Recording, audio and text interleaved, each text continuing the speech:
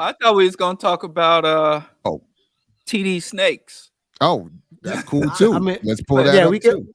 we can go to TD We dinner prize. yeah, Okay, about- cool. All right, let's go to TD Jakes. So let me see which. Oh damn, I lost the link already.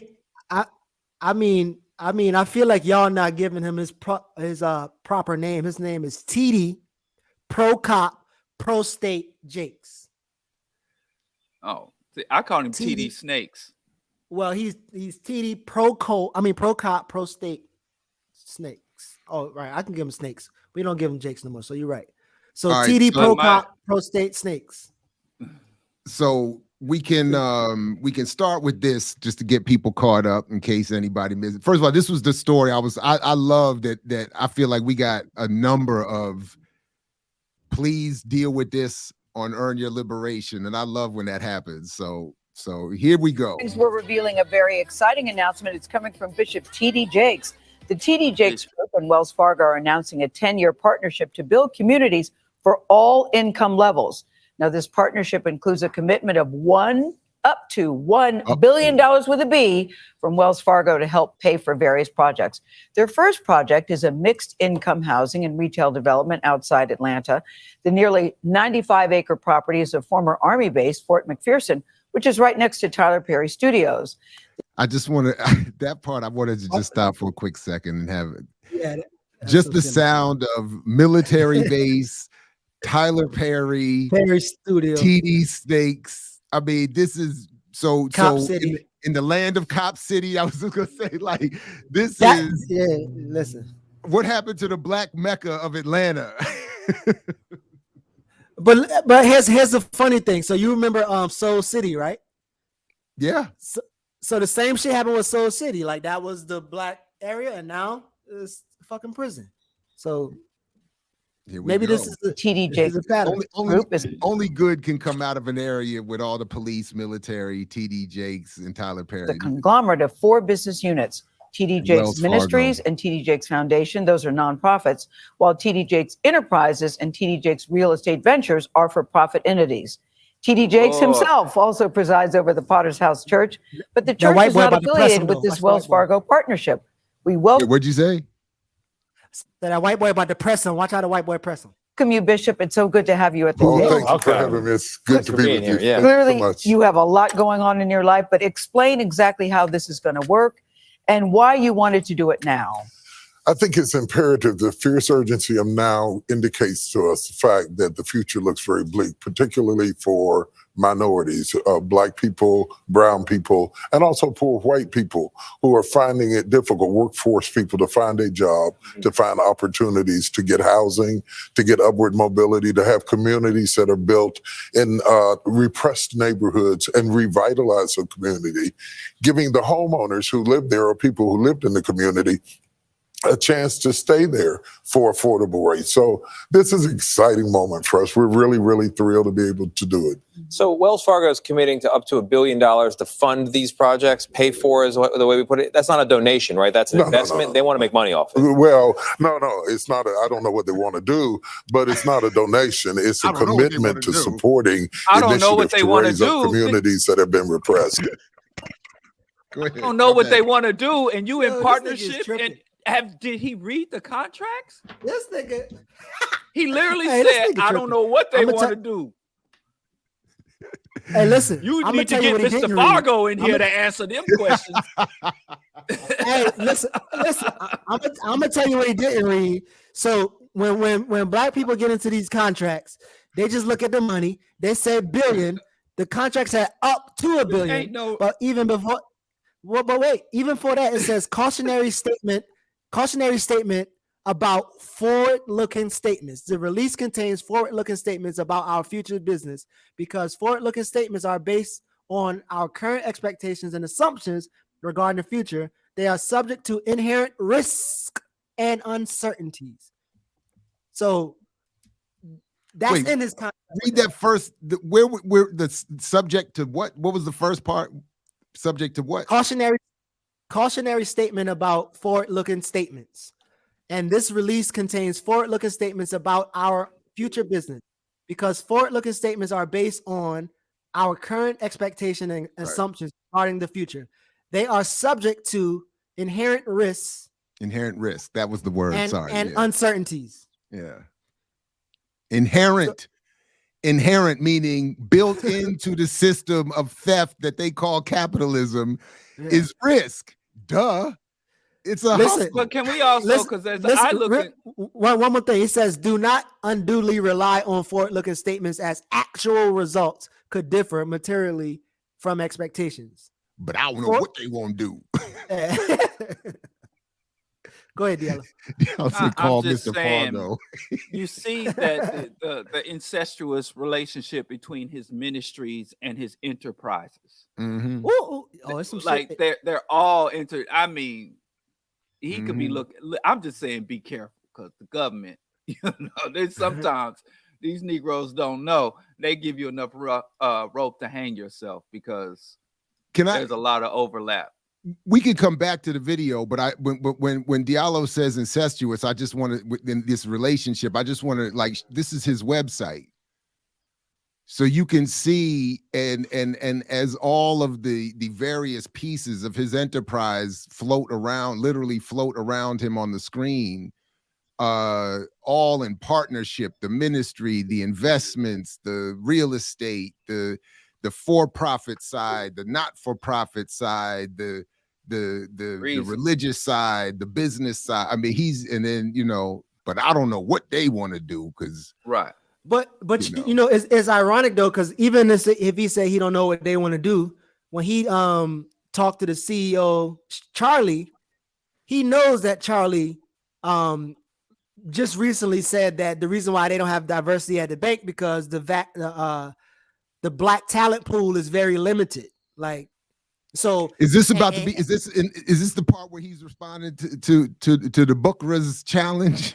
Yeah, he responded to the Bukras challenge, but Charlie was doing some shit for a long time after which two black cause of laundering black rage. Even after George Floyd, he still was doing some fuck shit.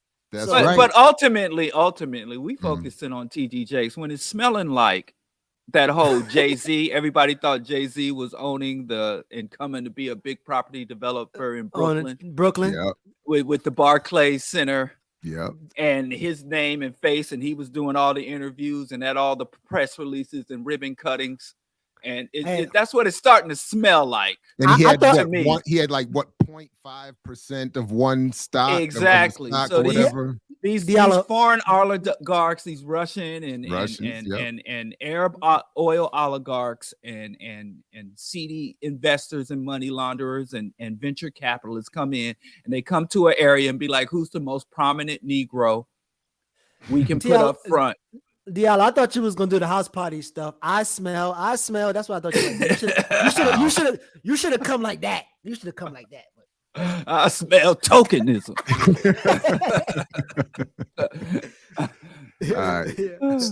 Was Wells Fargo your only option on this, or what made you comfortable with Wells Fargo? And the reason I ask that is, they have a recent history. In fact, just in December, they paid a $3.7 billion fine to settle accusations of illegal overdraft fees, illegal fees tied to car loans, illegal fees tied to mortgages. This is money they were taking out of the pockets of low-income people that you're trying. So just to be clear, they paid more than 3 times in fines what they're giving potentially to this one project. Listen, Mr. Fargo always been good to me. I don't know what Mr. Fargo always been good to us. No, his answer, the way Geechee got it right.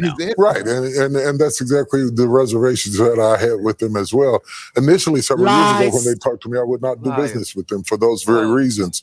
So is that documented? I didn't look. But is it documented that he didn't that he turned them down? Listen, I ain't the best researcher. But I was looking for it and I couldn't find it. What he was saying is you need to get that number up. Right. Yeah. Get that number up. No, he said I don't play about my people. I don't play about my people. Step off. You can't exploit my people and then listen with me. That's what he did and said. This dude, he's from West Virginia, close to where I went to school at, and he moved 50 families He had enough money to move 50 families from West Virginia to Texas. So he's always been about his money.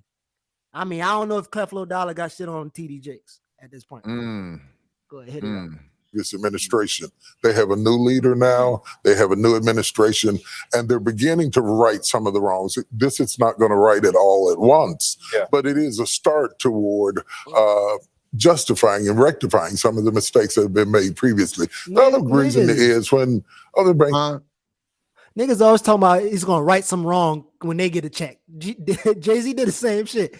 Like, this ain't me getting into the weed business ain't gonna change all the criminalization of weed, but it's a start in the right direction.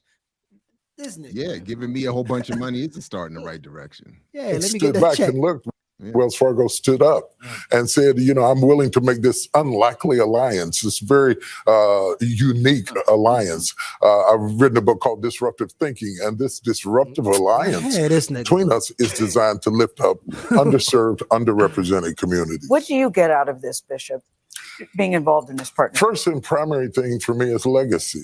It's a legacy piece for me. I want to give back. I want to do something for people who have been loyal and faithful to me, and people that I know and love. So let me make sure. Is this brother saying his legacy is going to be helping the cops get weapons and surveillance technology with very little public oversight? Is like that's his legacy? It's honestly, he probably wouldn't answer it that way, but I actually, when I watch this, and even as I'm watching it again, this is the part where I think he is being the most sincere. I really do believe that part of it is beyond just financial and all of that, and I'm saying this based on the former, specifically what the former dean in my former school of communication said openly, that this was about his legacy. And I think it's used to justify a whole, he's a pastor, and I think he's a bishop. Different, man. Y'all don't, man. Y'all no. Don't even know how it works. He's a mega he's a mega pastor. He's a bishop. Pastor? He's a bishop. A bishop is not a pastor. Matter of fact, he's a mega whatever, but one more name drop.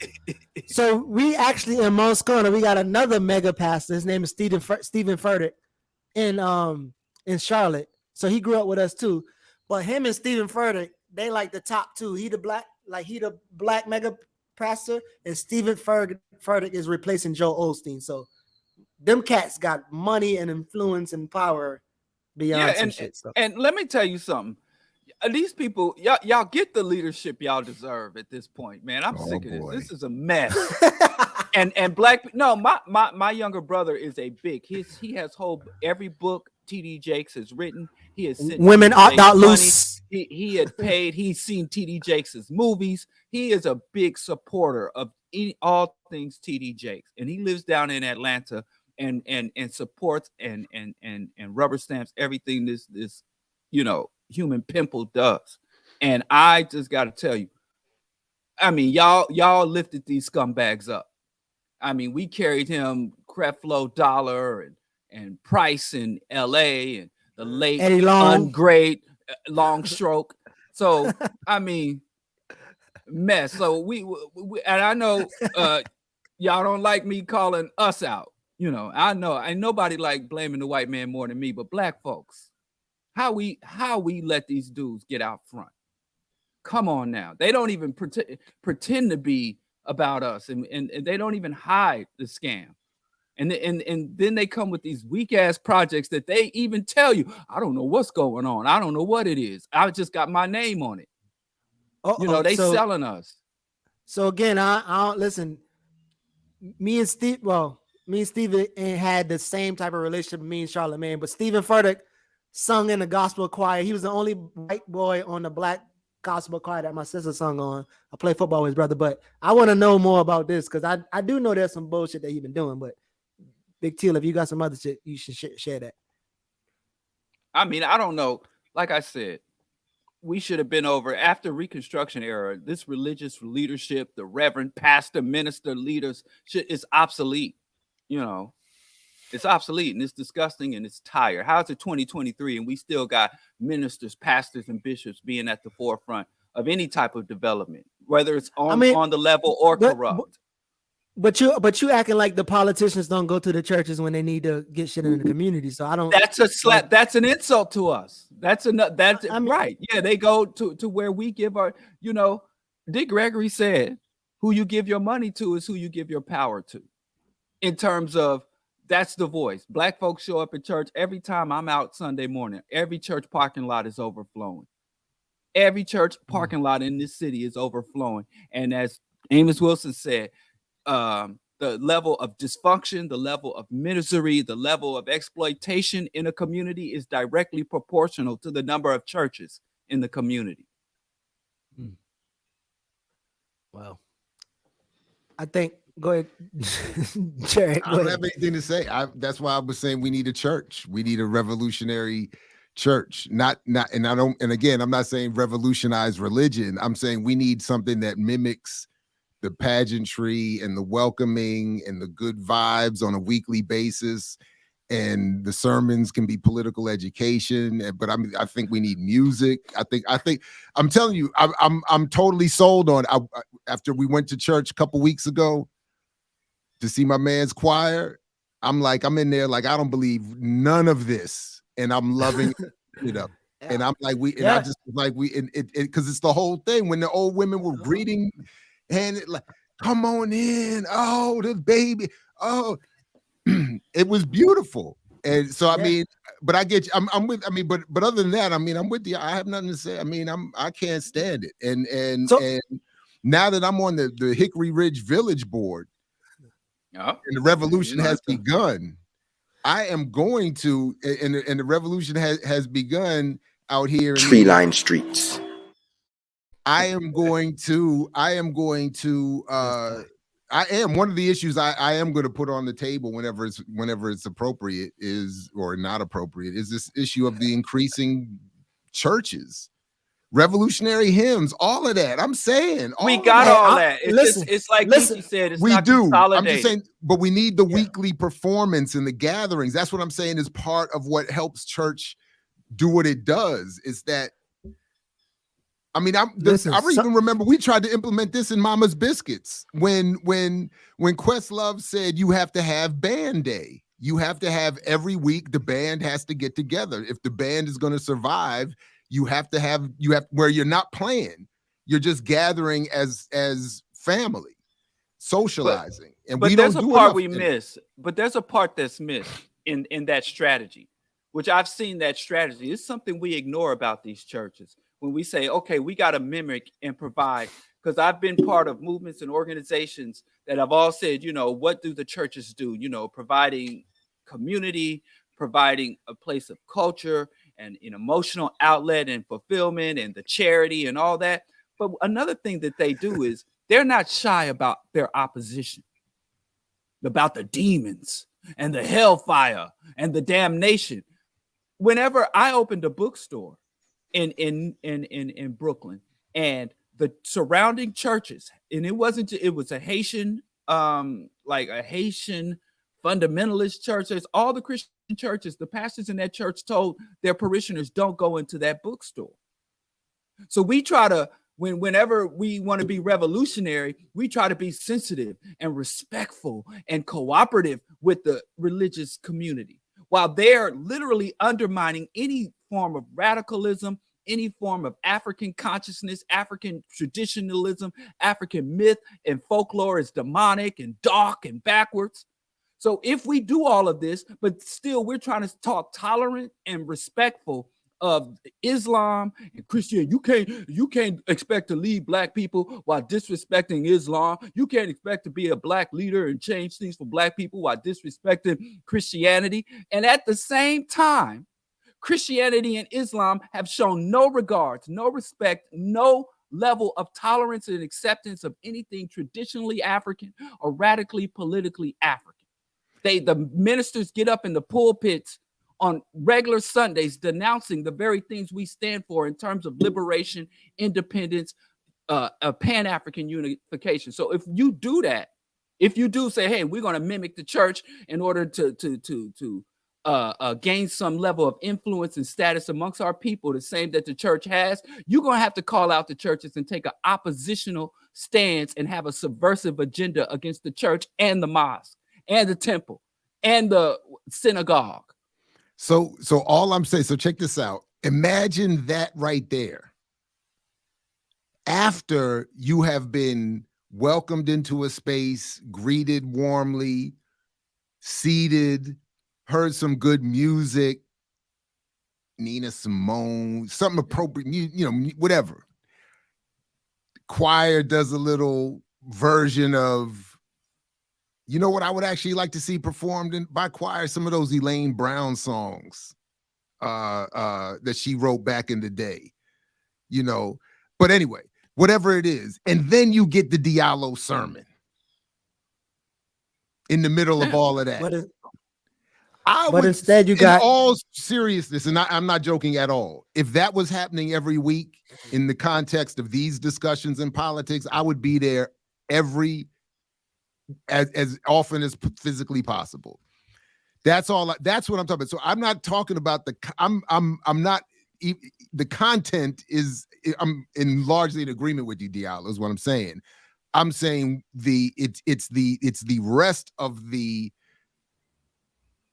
performance that is so I found so beautiful and is what I think is part of the big draw for the people, even beyond the message that I know they believe and get and agree with. That's all. That's all I'm saying. Go ahead, Geeks. Yeah. No, I was just saying, like, obviously the church is, I guess what we call in church is huge, and there's different churches. So you can have an experience with the religion, but you can't say that probably don't happen in some churches, be it in the US or another place. But like, so one of the things that I was thinking about in terms of TD Jakes talking about disruptive partnerships, right? So if, as Diallo say, the church is one of the groups that tear our community up, the banks are also another part that tear our community up. And so this partnership, exactly what is it disrupting? And I saw a video of I'm about to call him Diallo. TD Jakes hosting a panel with all cops. And he said, we always hear, if you got to listen to people, you got to hear both sides of the story. And then he had a panel with all cops. And I'm starting to think that this little Wells Fargo deal, that panel was an audition for this Wells Fargo deal. Because TD Jakes was really soft, and like they even played that video with a cop saying that, you remember that the white old man that the cop pushed down and he hit the floor and his head was bleeding? You remember that video? Mm-hmm. The cop was like, at that time he was trying to help him up, and the other cop stopped him from helping up. And I'm like, that's a narrative. But what if you realize that the dude who's trying to help him up was the main dude who pushed him, and maybe he was going on the ground to punish him some more, and he got stopped? Or maybe he saw blood and he was like, oh shit, I done messed up. Like, but TD Jakes literally had a panel full of cops pretty much trying to humanize and get you emotionally connected to the cops. And so I'm pretty sure with, on the board, on the Cop Foundation board, there's a Wells Fargo guy. What's his name? Mitch Grawl. And other people, I'm pretty sure, but I'm pretty sure that was his little audition to get a contract as such in Atlanta and other places. Go ahead. Can we say this? $1 billion ain't no real money at this scale of type of project. I mean, that's why they said up to. And these private enterprises, they're not putting real money up. That's purely PR. I'm sure their advertising budget is much. So whatever they build is going to either be extremely shoddy construction, or they got to have some plan down the line to get the government. What's going to actually happen is that the government will probably come in, the city or state government will probably have to come in, fill in the gaps, and the people end up paying, and it's going to be public-private, while TD and the people at the top abscond with the funds. But listen, I mean, this has happened way too many times in way too many cities for us to even be entertaining the fact that this thing is going to work at all on behalf of the people they claim they're there to serve. But ironically, your boy Eric Adams already called Wells Fargo out for PR, because Wells Fargo, again, after the George Floyd stuff, again, shout out to Two Black for laundering black rage. They still was doing shit, and Eric Adams supposedly, after he realized that they were still doing the BS, he supposedly stopped opening new accounts, depository accounts for them, because while during this part they were still denying refinancing homes for black people up to 50%, but approving 70% of white people. So they were still doing a bunch of shit even after they said that it was going to do something different. So right now with TD Jakes, they're doing the same thing, and they have it in this clause. Like, again, it's a forward-looking statement. A forward-looking statement means your ass might get $10, and we're gonna say, well, the market only yielded $10. Right. And I really can't rock with the banks and the churches thing, because even if you in the community, people understand the banks are a necessary evil, whereas the churches are looked at as the solution or salvation. So even though the banks and the churches are really bad, it's a different. I mean, the churches are much more insidious, even though the banks are much more powerful and do a lot more damage. It's easier to organize, rally, or at least get people to entertain the fact that the banks in our community are there for an insidious purpose. And they might be a necessary evil, but you're not going to get people cursing you out or going crazy when you say, hey, these banks ain't no damn good. Like, you get denounced and threatened if you say the same thing about the churches and the mosques. And the indoctrination that the churches and the mosque engage in, oh, the sweet by and by, and you'll get yours in the hereafter, makes us vulnerable to the banks and other private and public oppressive institutions. We wouldn't be so damn vulnerable if we didn't have these strong, deep-seated, multi-generational delusions that religions. I think sometimes it sometimes get conflated, though, because one thing to talk about the church and the bank, and then talk about individuals who happen to still be under the church or individuals who work for the bank. So, for instance, if there's somebody who can get shit done and have the same politics as you, but happen to be at church, I think it's more so of, I don't know, like if it's a broad stroke of something, the person who's in the church but also have the same politics as you is also demonized or thrown into the fire as well. So I think some people are arguing the individuals within the church as opposed to the church. I don't think nobody would disagree that the church been doing some shit. Yeah, especially and TD Jakes is a straight up Trojan horse. I hope after this is all said and done, he'll be in a cell right next to Young Thug, because that Atlanta prosecutor ain't playing. It's hardcore. I mean, if I was gonna do some thuggery or some corruption, I wouldn't mess around in Atlanta right now, because that's just. But listen, I hope they bring his bloated ass in for Rico too. Listen, man, the dude is trying to perform economic justice. You know, he has a word of faith concept of guaranteeing health and wealth. Like, there's some other pastors who are actually called him out and be like, yo, his little word of faith concepts is bullshit, because it's guaranteeing black people or people, his congregant, because he actually has a mixed crowd, health or wealth.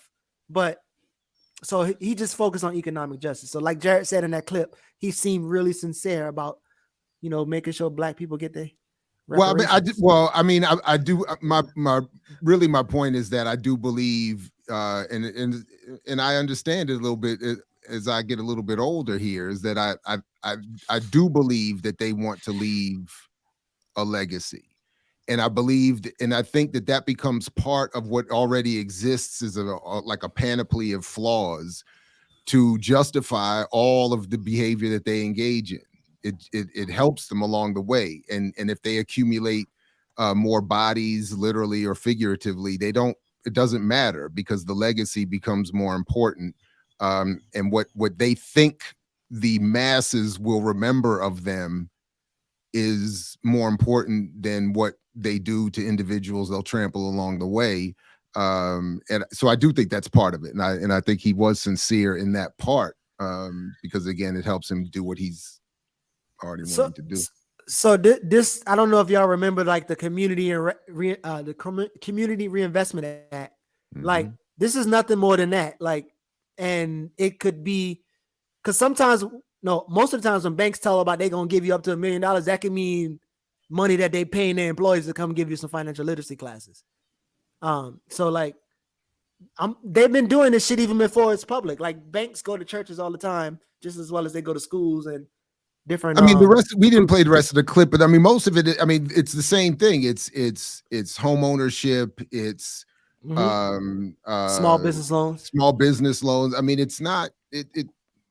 Yeah. So it's not. And we're gonna skip over the fact that Atlanta has the highest income inequality in the United States, which is saying a lot because the United States has the highest income quality in the world, aside from like some of these small, like the what do you call those fiefdoms, those oil oligarchies and fiefdoms. But I mean, as far as the so-called developed nations, the colonial nations, it has the highest. So that's saying a lot. I haven't checked it lately. I know it was in 2019, but you got to remember Killer Mike got paid and he's creating jobs, so it might have changed. Yeah, I'm surprised they didn't go get him. Somebody needs to consult Wells Fargo. They digging in the Chase. Don't Chase. Chase already got him though. Chase got him, right? Didn't Chase help? Oh, they don't share. No, man. That's oh yeah. Oh, this is like ball chasing. You know, in the token Negro draft, they couldn't get a better pick than old tired, dusty, crusty. But wasn't Wells Fargo one of the original funders of Greenwood, along with J.P. Morgan and Bank of America? I'm not sure, but yeah, everybody's running to whatever big white financier they can say is going to back Black liberation. And every one of these companies need some token Trojan horse in order to front for their insidious in the era of social media and instant branding and influencers. So all these projects, they always got some prominent Negro up front. But y'all ain't know TD Jakes was a prophet. So he had this concept of the parable of the sower, right? He was really talking about Wells Fargo when he first started. So they're the sower, and it's a parable about them. Oh, so wow. you got to deep. It's a mind thing. See, y'all got to be deeper than what y'all doing now. But if you read Octavia Butler, you know the parable of the sower is a dystopian novel full of cannibalism and misery. So yeah, I can see that. Yeah, she knew what she was talking about. I can see that coming together. Yeah, so. Anyway. I'll go with Octavia Butler's version of the parable, not TD Jakes.